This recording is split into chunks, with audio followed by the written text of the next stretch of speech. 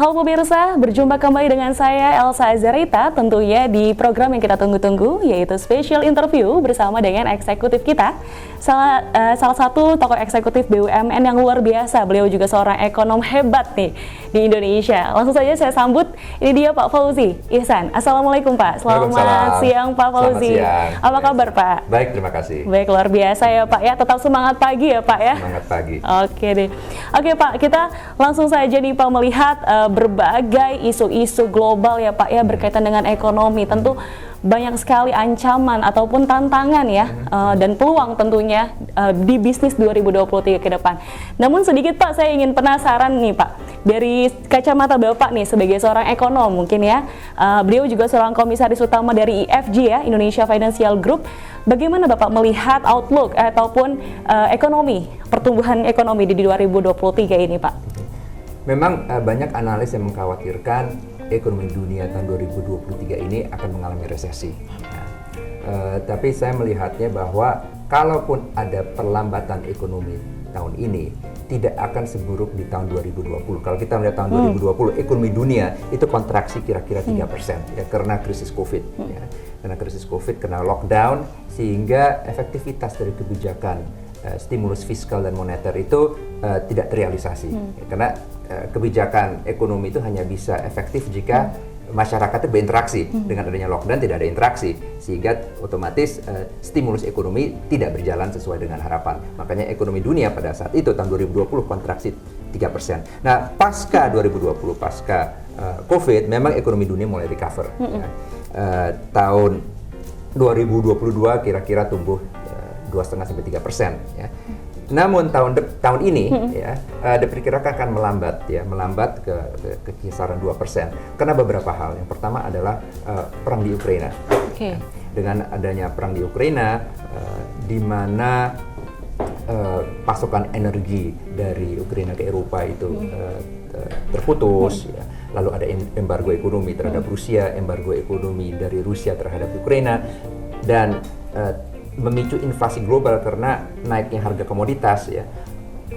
Selain itu, suku bunga global juga naik tajam, Fed Funds Rate, ECB rate, rate Bank Indonesia, sehingga pertumbuhan ekonomi akan melambat. Tapi kembali lagi melambatnya ke arah 2% dan masih lebih baik dibanding sewaktu ada krisis COVID di tahun 2020. Nah, kalau kita melihat Indonesia, ekonomi Indonesia tahun 2020 itu kontraksi kira-kira 2% ya, karena krisis COVID ya.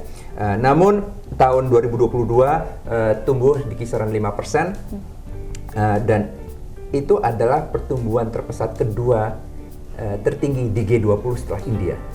Jadi pertumbuhan ekonomi Indonesia itu mengalahkan pertumbuhan ekonomi China. Ya. Tahun 2023, tahun ini pertumbuhan ekonomi bisa melambat, ya, tapi melambatnya juga ke arah 4,8-4,7%. Okay. Ya.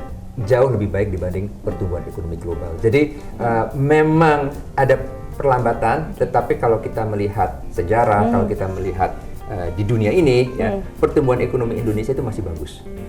Kalau bisa dibilang tetap ada suatu tantangan juga ya Pak, walaupun peluang tentu banyak, namun Indonesia harus tetap berhati-hati dengan berbagai tadi isu resesi, konflik yang masih terus bergulir ya Pak ya di dunia yang akhirnya berpengaruh terhadap ekonomi global. Nah, ini merujuk pada industri non-bank juga nih Pak, yang harus kejar-kejaran juga menghadapi berbagai tantangan ke depan nantinya. Bapak yang sebagai komisaris utama dari Indonesia Financial Group ini yang membawahi 10 BUMN yang belum sama anak-anak perusahaan lainnya ya Pak ya, cucu-cucunya dan lain-lain dengan aset yang luar biasa begitu Pak. Melihat tantangan ini Pak, apa Pak strategi IFG ke depan Pak dengan banyaknya tantangan dan peluang yang akan dihadapi? Kalau kita melihat ya sebelum IFG dibentuk, ya, IFG dibentuk di tahun 2020, ya, BPUI ya, Bahana Pembinaan Usaha Indonesia, itu memiliki 5 anak perusahaan, ya, termasuk Bahana Sekuritas, Bahana TCW, Geraha Niaga Tata Utama, dan aset dari kelima perusahaan tersebut yang dikonsolidasi itu kurang dari 2 triliun rupiah. Dengan adanya holdingisasi, ya, dengan adanya IFG, ya, otomatis ada 5 perusahaan asuransi yang bergabung di bawah payung IFG. Ya, ada Jasara Harja, ada Askrindo, Jamkrindo, Jasindo, dan IFG Life, perusahaan baru yang dibentuk untuk menangani permasalahan Jiwasraya. Dan dari 10 anak perusahaan IFG, ya, aset terkonsolidasinya itu menjadi di atas 135 triliun. Luar biasa. Jadi dari sisi aset, dari sisi size, ya, tentunya naik tajam. Namun tantangan dan tanggung jawab terbesar, ya, semakin besar, ya. Semakin besar, Pak. Karena kita melihatnya itu ada tiga tahap, ya, pasca pembentukan IFG ini. Yang pertama adalah menyelesaikan masalah-masalah yang pelik. Apakah itu permasalahan Jiwasraya, apakah itu permasalahan di Jasindo, ya. Dan kalau kita melihat penanganan permasalahan Jiwasraya, dana yang digulirkan oleh pemerintah melalui PMN, ya, itu 20 triliun rupiah. Ya, itu dana yang disuntik sebagai modal ke IFG, lalu IFG menyetik modal tersebut ke IFG Life. IFG Life yang dibentuk untuk menangani masalah Jiwasraya. Itu pun tidak cukup. IFG harus minjam 6,7 triliun rupiah dari perbankan pada saat itu untuk menambah modal segar yang disuntik ke IFG Life. Ya. Dan itu juga tidak cukup, sehingga dibutuhkan restrukturisasi kewajibannya Jiwasraya yang akan dialihkan ke IFG Life. Ya. Nah, itu baru dari satu sisi, ya. Belum ada tadi saya bilang ada isu Jasindo, isu Skrindo, ya. Dan dana negara yang dilibatkan itu begitu besar. Ya, tadi saya bilang untuk IFG Life, untuk Jiwasraya aja 20 triliun. Ya. Lalu dari Jamkrindo 3 triliun. Askrindo 3 triliun, ya, itu juga PMN yang digelontorkan untuk penjaminan KUR. Ya. Jadi dengan besarnya dana masyarakat yang dilibatkan, ya, dan dengan isu-isu pelik yang harus diselesaikan, otomatis ini menjadi prioritas utama. Ya. Setelah itu baru konsolidasi, walaupun ini bisa bersamaan, ya, konsolidasi keuangannya, ya, laporan keuangannya, IT sistemnya, ya. Karena ke-10 anak perusahaan ini kan memiliki atau menjalankan prinsip akuntansi yang berbeda-beda. Iya, betul. Ya, sehingga untuk konsolidasi itu sangat menantang, ya, susah, ya. Dan bagi kami di Dekom, yang penting itu adalah akurat, ya. Ibaratnya begini, kalau memang hasil dari laporan keuangan yang lebih akurat itu menunjukkan kerugian, it's okay. Ya, tetapi akurat, sehingga kita tahu langkah-langkah apa yang harus diambil. Ya. Jadi konsolidasi laporan keuangan, IT system itu membuat laporan keuangan konsolidasi itu lebih akurat dan membuat konglomerasi ini lebih efisien. Ya. Makanya ya, kita ingin sistem IT yang terintegrasi. Dan untungnya juga sewaktu saya di LPS sebagai kepala eksekutif, cukup punya pengalaman dalam membantu mengintegrasikan IT sistemnya BI, OJK, dan LPS. Wah, luar biasa ini, Pak. Jadi ya ada pengalaman. Iya, betul. Nah, ketiga, setelah penanganan permasalahan yang pelik ini bisa diselesaikan, lalu juga konsolidasi laporan keuangan dan IT sistem bisa jalan, baru we grow the business. Ya. Kita harus menjadi grup atau konglomerasi keuangan non-bank terbesar di ASEAN dalam waktu 5 tahun. Dan untuk mencapai target tersebut, ya, ekosistem BUMN aja tidak cukup. Ya. Sangat membantu dalam arti kata memberi pangsa pasar di dalam negeri. Tetapi kalau kita ingin dominan di ASEAN, kita harus bisa bersaing dengan pemain regional bahkan global. Makanya efisiensi itu sangat penting, rasionalisasi itu sangat penting. Ya. Investasi di IT itu sangat penting, di SDM sangat penting. Artinya di sini sinergi yang terus dilakukan, ya Pak, ya, oleh IFG dari berbagai stakeholder lainnya, ya Pak, ya. Ini turut membantu proses transformasi IFG yang kian terus semangatnya terus bertransformasi begitu Pak, baik dari segi tadi bisnisnya, kemudian juga tadi transformasi digitalnya. Begitu. Tapi kalau sejauh ini Pak, bagaimana perkembangan transformasinya yang sudah berjalan, Pak? Ya, kalau kita melihat dari laporan keuangan saja, tentunya syukur alhamdulillah, ya. Aset di akhir tahun 2021 itu di 119 triliun. Perkiraan kami di akhir tahun 2022 itu di atas 135 triliun rupiah. Ya. Lalu kalau kita bicara laba di tahun 2020 itu laba konsolidasi, ya, itu di kisaran 2,3 triliun. Tahun 2021 itu udah naik ke 3,4 triliun, dan kira-kira perkiraan saya jumlahnya itu similar lah Oke. untuk tahun 2022. Ya. Tapi kembali lagi yang paling penting itu adalah akurasi laporan keuangan. Ya. Akurasi. Jadi kualitas Yes. earnings, ya, kualitas laba itu, kualitas penerimaan itu harus dijaga. Dan sikap kita di Dekom, Dewan Komisaris adalah nggak apa-apa, mungkin labanya lebih rendah, yang penting akurat. Ya. Tapi dengan proses konsolidasi laporan keuangan 2 tahun terakhir ini kita menuju ke sana. Tapi kalau lihat dari transformasi digitalnya kan sekarang kalau kita ngomongin tentang Askrindo, Jamkrindo, begitu banyak transformasi digital yang mereka lakukan. Tapi kalau dari IFG sendiri bagaimana arahan transformasi? Mungkin dari segi digitalnya Pak, aplikasi atau dan lain-lain seperti apa sih Pak? Suka atau tidak, dunia keuangan itu menuju ke digitalisasi. Ya. Dimulai di perbankan. Ya. Yang tadinya di perbankan itu manual, apa-apa mesti ke cabang, gitu. Terus bergeser ke internet banking, ke mobile banking, dan sekarang digital banking, di mana tidak ada cabang. Gitu ya. Dan sektor asuransi ini mengikuti follower. Ya. Dan bagus dalam arti kata, pada akhirnya digitalisasi itu akan membuat sektor ini lebih efisien dan akan bermanfaat bagi customer. Karena customer dengan adanya digital platform gitu ya bisa milih-milih. Betul. Ya, dan ini sesuatu yang kita tidak bisa hindari. Namun pada saat ini fokus kita itu adalah yang pertama adalah menangani masalah-masalah yang pelik dulu, ya.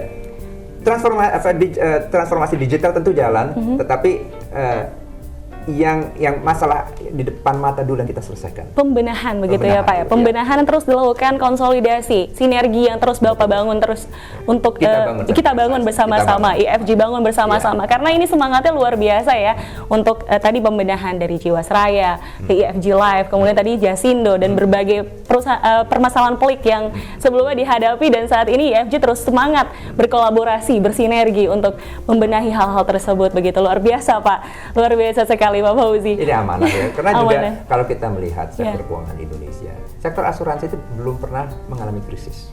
Sementara sektor perbankan telah mengalami krisis di tahun 97-98 sewaktu krisis moneter Asia, sementara yang ditangani dengan adanya program IMF pada saat itu, lepas kita setuju atau tidak dengan program IMF ya, dan melalui program IMF tersebut sektor perbankan ditransformasi melalui BPPN dan lain-lain. Nah sekarang ini bagian sektor asuransi, ya, kita membenahinya. Ini waktunya yang tepat ini untuk terus bertransformasi ya Pak ya, terus bertransformasi, berkolaborasi dan sinergi ya Pak yang dibangun. Nah merujuk Pak, mungkin sedikit kalau kita bisa lihat ya Pak Fauzi ini kan luar biasa ya, pemimpin begitu, sosok pemimpin yang disegani juga Pak. Nah kalau kita melihat gaya leadership yang Bapak bangun, itu seperti apa sih Pak, terutama ketika memimpin sebuah perusahaan korporasi, itu seperti apa Pak? Yang paling penting bagi seorang pemimpin? Teamwork and trust. Ya. Karena begini ya, bagi saya yang namanya jabatan itu kan amanah ya, titipan ya, datang dan pergi. Ya. Sehingga pertanyaannya adalah sewaktu kita mendapatkan jabatan tersebut, apa yang kita bisa lakukan untuk memperbaiki? Ya, apakah itu memperbaiki nasib anak buah kita, nasib lembaga yang kita pimpin, nasib masyarakat yang berinteraksi dengan lembaga kita. Dan untuk melakukan itu kita nggak bisa sendirian. Ya. Kita harus didukung oleh tim yang kita bisa percayai. Ya.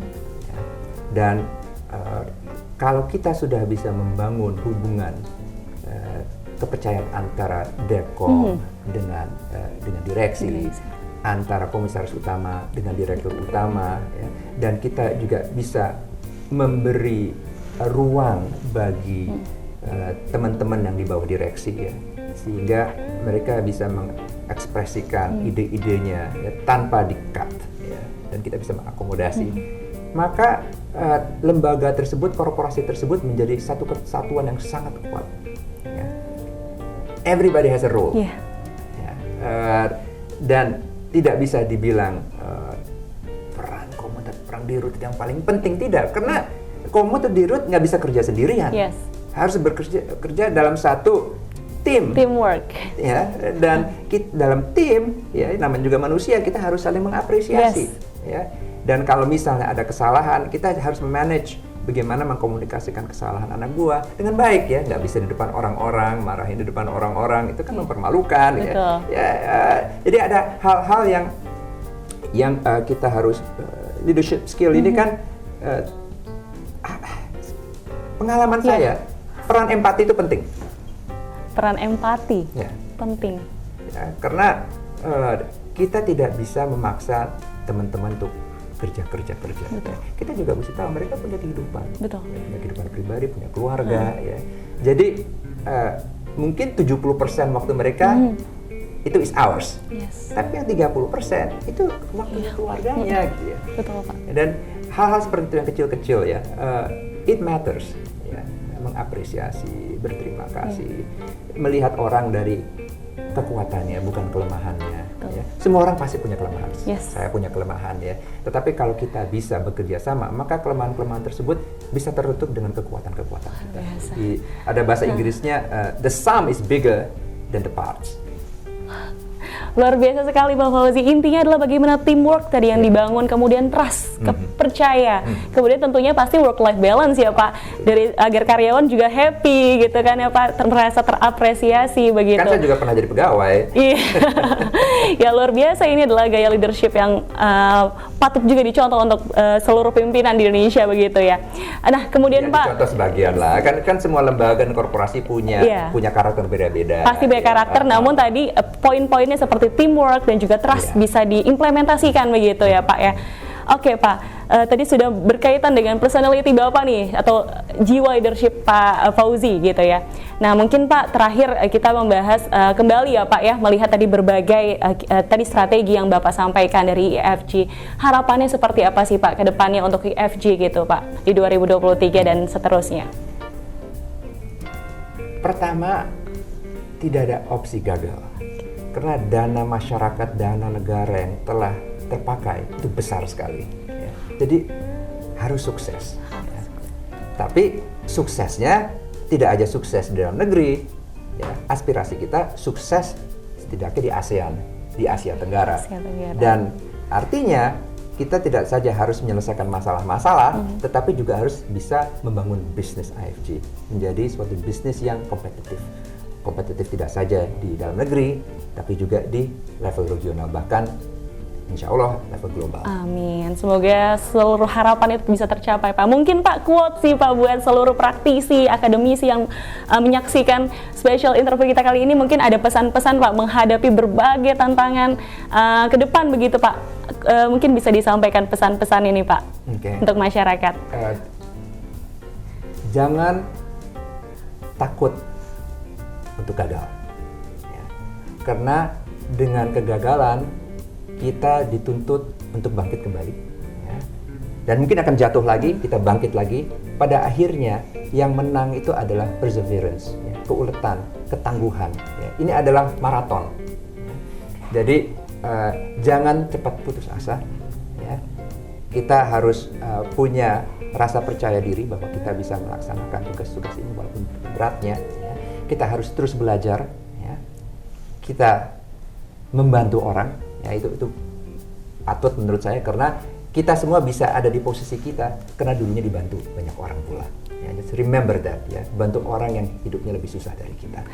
Luar biasa ini Pak Fauzi, terima kasih atas pesan-pesan tadi untuk masyarakat juga, dan juga tadi kita sudah diberikan banyak sekali informasi dan juga insight-insight ya yang luar biasa dari Pak Fauzi terkait bagaimana ekonomi ke depan, kemudian tadi proses pembenahan IFG yang terus dilakukan, namun tidak lupa bagaimana growth itu harus dibangun terus ya Pak ya untuk IFG supaya bisnisnya terus meluas, bahkan bisa go international gitu ya Pak ya di Asia Tenggara mungkin ya.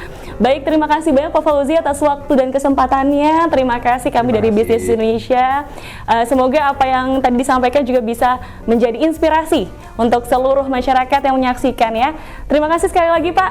Mungkin itu saja, kita pamit undur diri. Sampai jumpa di special interview berikutnya.